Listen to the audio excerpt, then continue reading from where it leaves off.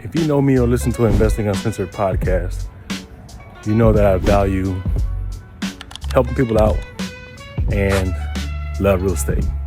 So I'm gonna tell you how to pay yourself to buy your first investment property. I'm headed to the gym, so I'm gonna make this quick, hopefully. But doing a refinance. A refinance is basically taking existing debt and changing the terms on it that'll make it more favorable to you, or for you to be able to take money out to do something with it. That would be a cash out refinance. I'm gonna go this way. So what you can do to pay yourself to buy your first property, your first investment property, you know I'm a lender. With InvestFar Capital, we offer 100% financing. So that means on a fix and flip.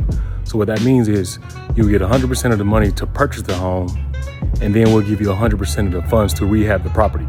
So what you could do is you can go out, you can find a house in the markets that we serve, which is pretty much all of them, and pretty much buy a property with no money down, except for the origination fees, which shouldn't be that much. And then from that point, you rehab the house, and then you turn around and do a cash out refinance and pull out the money. So hopefully, you know, the way we structure our deals, we always find properties, or we always underwrite properties that have equity in the house. So say for instance, you get in a house for $125,000, let's say $200,000, make it realistic, and the house is worth $345,000 after you refinance. That's a whole bunch of equity in the house. So what you would do is you would cash out, refinance this property, pull out the equity. So you took out a loan for $200,000, the home is worth $345,000. You pay it off, the $200,000, and that leaves you with the difference, right? So then you would take that money, you refinance the house, and now you own this property, and you just paid yourself close to $145,000 to own the house. And then you're gonna turn around and rent it out or put it on Airbnb or whatever you wanna do.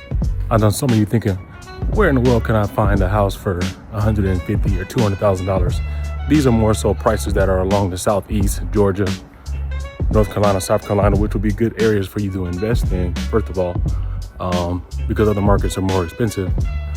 But even if you're in a more expensive market where the homes are $650,000 or whatnot, $700,000, you can still find properties that are worth, that you can get at a cost of like $450,000 or $500,000, because we're still talking about dealing with investment properties. We're not talking about buying properties that are going to be primary residence, that are retail, that you would get from a real estate agent.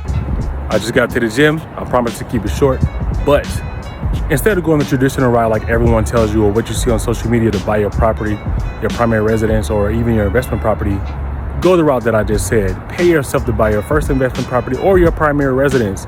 If you want more tips like this, download the Investing Uncensored podcast. I talk about this stuff all the time on there because, again, that's part of my top value.